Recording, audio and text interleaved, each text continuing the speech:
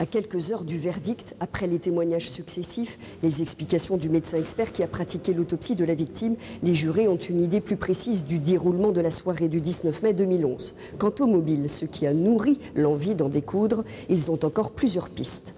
La difficulté du dossier, c'est qu'on a effectivement 3 séries de témoignages. On a une première série qui sont les témoignages des amis directs de la victime, qui ont une version. On a ensuite la version des époux Kiki qui, sur le trajet du bus, le fait qu'il ait été suivi est différente. Et on a ensuite les versions des témoins objectifs qui, eux, n'ont vu qu'une partie de la scène. Donc on a une contradiction. Il faudra que la Cour fasse un choix entre la version donnée sur une espèce de traque ou celle des époux Kiki qui parle d'un incident imprévu. Les parents de la victime, Nordine Tlemceni, sont bien éprouvés par ce qu'ils entendent et voient.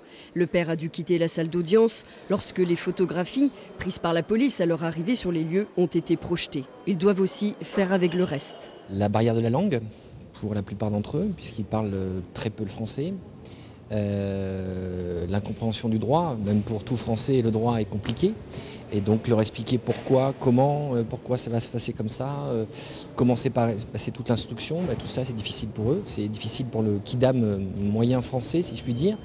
Alors imaginez, pour des gens qui viennent d'Algérie, c'est très compliqué. L'audience se poursuit avec à nouveau l'interrogatoire des accusés. La Cour cherche à présent à en savoir plus sur le contentieux qui existait avant le drame.